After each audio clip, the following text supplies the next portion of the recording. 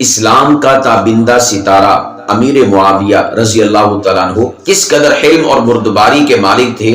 صحیح ابن حبان میں 7205 نمبر روایت ہے۔ علقمہ بن وائل اپنے والد گرامی کا بیان نقل کرتے ہیں کہ ایک مرتبہ نبی کریم صلی اللہ علیہ وسلم نے ان کے والد کو کوئی زمین ہدیہ کی، تو ان کے ہمراہ نبی پاک صلی اللہ علیہ وسلم نے حضرت امیر معاویہ رضی اللہ تعالیٰ عنہ کو بھیجا کہ تم وہ زمین اسے دے دو، یعنی اپنا سفیر بنا کر، اپنا نمائندہ بنا کر، اپنا نائب بنا کر اللہ کے نبی نے حضرت امیر معاویہ کو بھیجا کہ وائل کو میں نے فلاں زمین دے دی ہے، آپ میری طرف سے وہاں پر جا کر ان کو زمین دے دیں۔ تو حضرت امیر معاویہ رضی اللہ تعالیٰ عنہ فرماتے ہیں کہ وہ اپنی سواری پر سوار تھا اور میں پیدل تھا، میرے پاس کوئی سواری نہ تھی۔ اللہ کے نبی نے یوں اشارہ کیا کہ جاؤ معاویہ وہ جو زمین ہے نا وہ اس کو دے دو۔ فرماتے ہیں کہ وہ شخص اپنی سواری پر وائل سوار ہو گیا اور میرے پاس کوئی سواری نہ تھی۔ ظاہر سی بات ہے کہ وہ تو اپنے علاقے سے آیا تھا، اللہ کے نبی کے پاس اس کے پاس سواری تھی، اور میں تو اب نبی پاک علیہ السلام کی خدمت عالیہ میں ویسے موجود تھا، تو میرے پاس سواری نہ تھی۔ تو نبی پاک صلی اللہ علیہ وسلم نے یوں اشارہ کیا کہ معاویہ جاؤ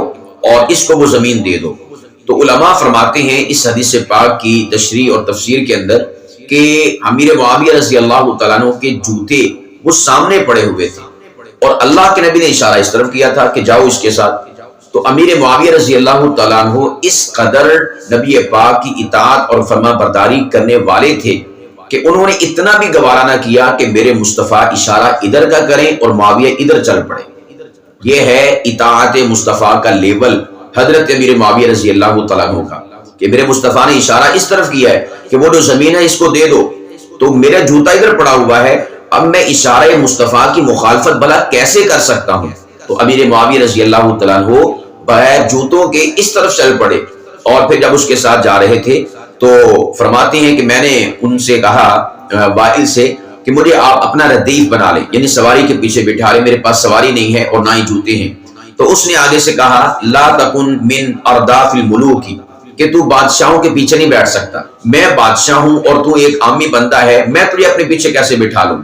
تو فرماتے ہیں فقالا، پھر میں نے کہا چلو سواری پر نہیں بٹھانا تو اعطینی نعلک، آپ مجھے اپنے جوتے دے دیں، آپ تو سواری پر بیٹھے ہو، میں تو ننگے پاؤں زمین پر چل رہا ہوں، تو آپ مجھے جوتے اپنے دے دیں تاکہ میرے پاؤں زخمی نہ ہوں۔ تو اس نے آگے سے کہا کہ ان تعل ذل الناقۃ، بس تو اس اونٹنی کے سائے میں چلتا رہے، یعنی میں نے تجھے جوتا بھی نہیں دینا، سواری پر بھی نہیں بٹھانا، جوتا بھی نہیں دینا، بس اس سواری کا جو سایہ ہے نا اس کے ساتھ ساتھ چلتا رہے۔ تو اس کے بعد فرماتے ہیں، یعنی وائل خود بیان کرتے ہیں جنہوں نے امیر معاویہ رضی اللہ تعالیٰ عنہ کے ساتھ یہ معاملہ کیا کہ فلما استخلف معاویہ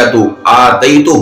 کہ جب حضرت امیر معاویہ رضی اللہ تعالیٰ عنہ خلیفہ بنے میں ان کے پاس آیا ان کی خدمت عالیہ میں، تو فاقعدنی معہ علی السریر، تو امیر معاویہ نے مجھے اپنے ساتھ پلنگ پر بٹھایا، وذکر لی الحدیث، اور میرے ساتھ بات چیت شروع کر دی، یعنی گفتگو شروع کر دی۔ قال، فرماتے ہیں کہ وددت انی کنت حملتہ بین یدی، اس موقع پر مجھے آرزو ہوئی کہ اے کاش اس موقع پر میں انہیں اپنے ساتھ بٹھا لیتا۔ اب دیکھیں یہاں پر حضرت امیر معاویہ رضی اللہ تعالی عنہ کا عمل اور کردار، ان کا سلوک، کہ انہوں نے اپنے وقت میں جب وہ بادشاہ تھے وائل اور یہ کچھ بھی نہ تھے، اس موقع پر جب سواری پر بیٹھنے کی باری آئی تو وائل نے معاویہ کو بٹھایا نہیں، جوتے دینے کی باری آئی تو جوتے دیے نہیں، لیکن اب چاہیے تو یہ تھا نا کہ معاویہ رضی اللہ تعالیٰ عنہ ان کے ساتھ اس جیسا یا اس سے بھی کوئی زیادہ برا سلوک کرتے، لیکن حضرت امیر معاویہ رضی اللہ تعالیٰ عنہ نے ان کے ساتھ اچھا سلوک کر کے گویا کہ سبق اور درس یہ دیا ہے کہ اس موقع پر جو اس نے میرے ساتھ کیا وہ اس کے بڑوں کی تربیت کا اثر ہوگا، اور جو اس موقع پر میں نے ان کے ساتھ کیا ہے وہ میرے آقا محمد مصطفیٰ صلی اللہ علیہ وسلم کی تربیت کا اثر ہے۔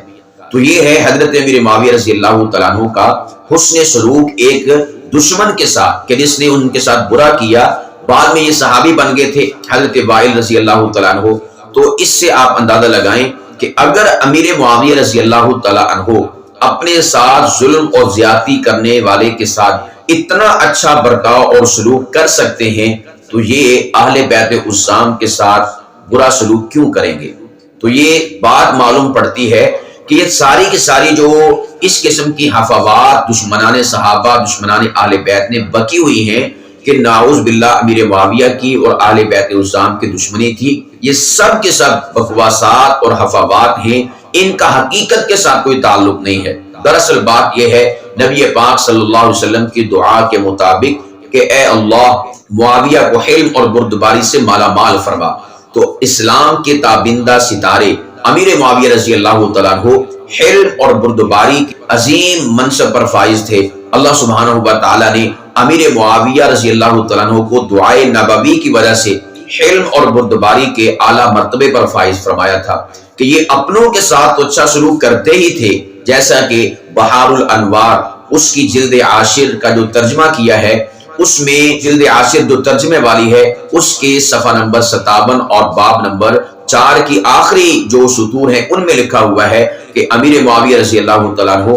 حضرت حسین ابن علی رضی اللہ تعالیٰ عنہما کو ہر سال 10 لاکھ درہم تحائف اور ہدایہ کے علاوہ بھیجا کرتے تھے۔ تو جس طرح امیر معاویہ رضی اللہ تعالیٰ عنہ اپنوں کے ساتھ اہل بیت عظام کے ساتھ اتنا اچھا سلوک کیا کرتے تھے، بعین ہی اسی طور پر وہ اپنے ساتھ زیادتی کرنے والوں کے ساتھ بھی بہترین اور اچھا سلوک فرمایا کرتے تھے، جیسا کہ ابھی ہم نے صحیح ابن حبان میں حضرت وائل رضی اللہ تعالیٰ عنہ جو پہلے مسلمان نہیں تھے ان کے ساتھ حضرت امیر معاویہ رضی اللہ تعالیٰ عنہ کے سلوک کو پڑھا کہ کس قدر اچھا سلوک اور بہترین سلوک جو ہے ایک اپنے ساتھ زیادتی کرنے والے کے ساتھ حضرت امیر معاویہ رضی اللہ تعالیٰ عنہ نے کر کے بتایا، اور اس بات کا میسج اور پیغام دیا ہمارے نبی کی تربیت یہ ہے اپنوں سے بھی اچھا سلوک کرو اور دشمنوں کے ساتھ بھی اچھا سلوک اور برتاؤ کرو۔